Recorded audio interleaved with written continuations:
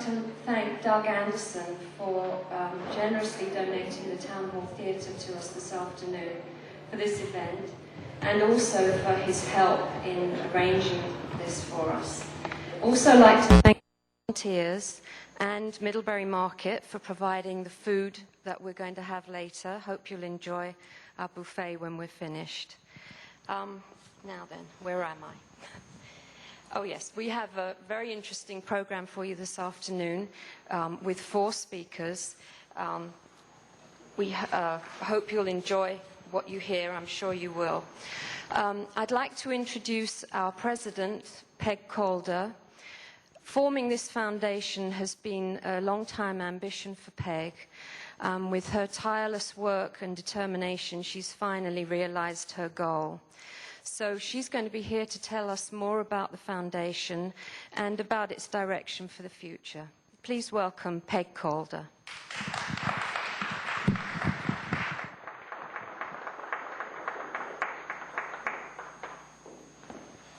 Well, I wondered whether she would use the word tireless. That's not true. It's not tireless.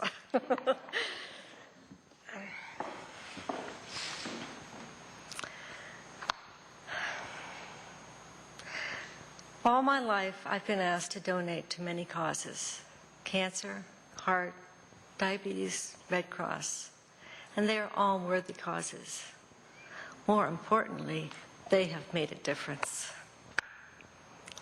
My dad died in 1961 after 3 days in the hospital. He was 57, died of a heart attack.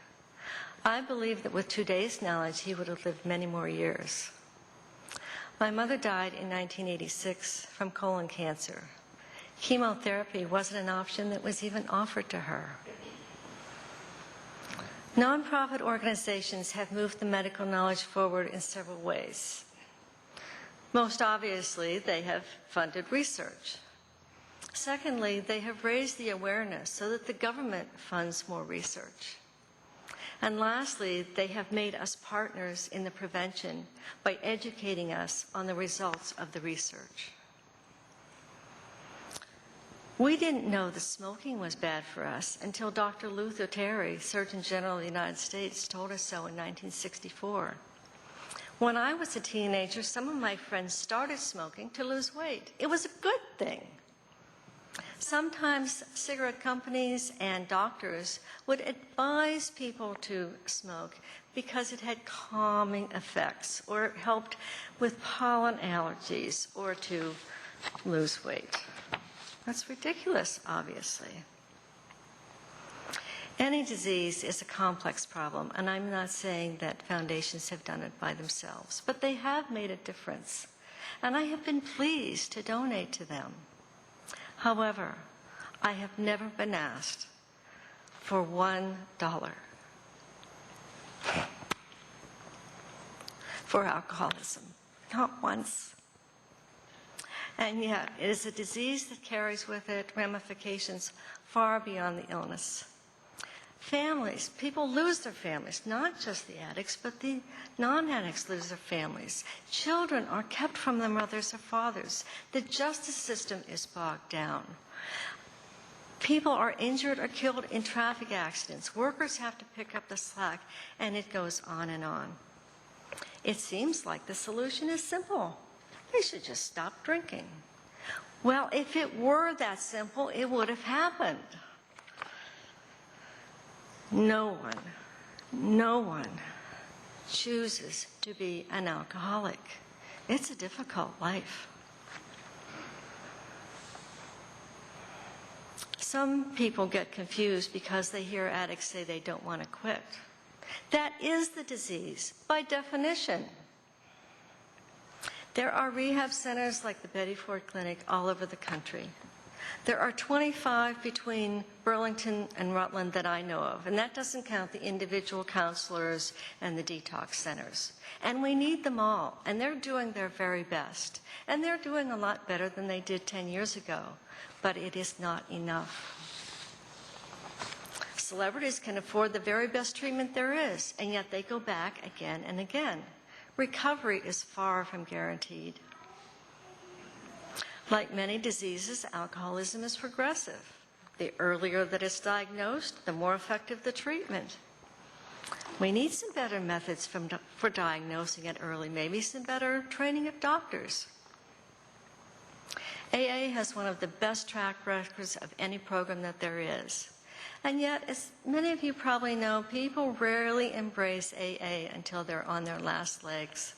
They may have lost their families, lost several jobs, been in and out of jail before they really embrace it. I have been asked, I need to move this chair up, why someone might go to jail for drinking alcohol. It's not illegal. Well, this is generally what happens. You know, wine gets stolen from the grocery store, or someone gets arrested for driving while drinking, or there's a domestic dispute, and off to the courts they go. Part of the sentence, while they're on probation, is that they can't drink.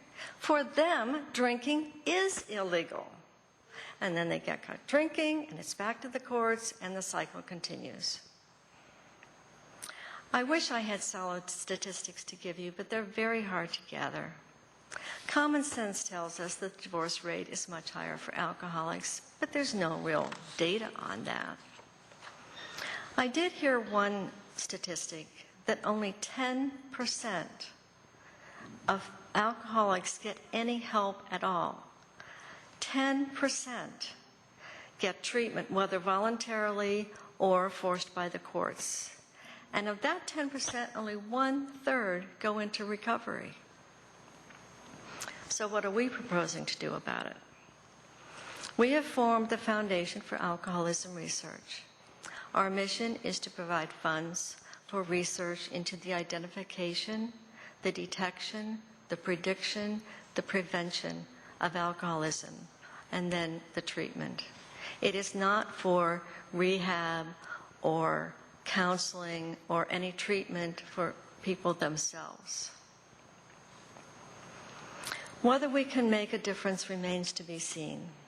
What I can say is everything seems to be falling into place, and let me give you some examples. A year or so ago, I was tearing my hair out with this legal stuff. I don't know anything about the law. Going to the internet, going to the library, talking to people, and you know the people in this area are very generous with helping. And then we got the most wonderful gift. A large Boston law firm took us on pro bono and did our legal work for us. I had heard terrible stories about people waiting months and months and sometimes years to get their IRS approval. I was concerned about whether we'd have it for today. It came through in 30 days. We got it in July.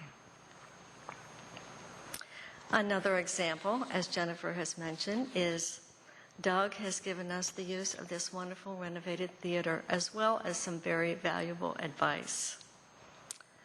Last month, somebody I don't know, still haven't met, saw our logo, happened to be a web designer, said, "I'll design your web for you." And that should be going online today. And then finally, we have our keynote speaker, Alan Massey.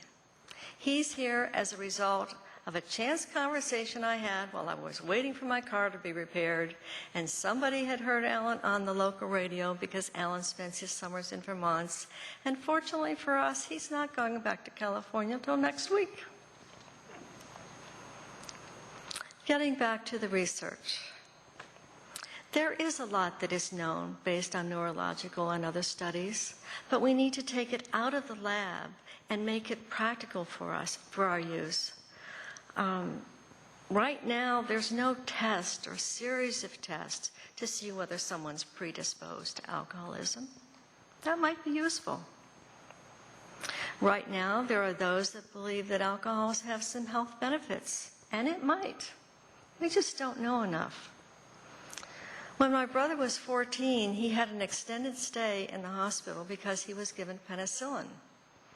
His reaction was severe and ugly, and I don't wish to describe it. My point is, penicillin is a lifesaver for some, but harmful for others, as many chemicals are. Right now, there's a simple scratch test for penicillin. I don't believe we'll ever have such a simple test for alcoholism, but something. Concerning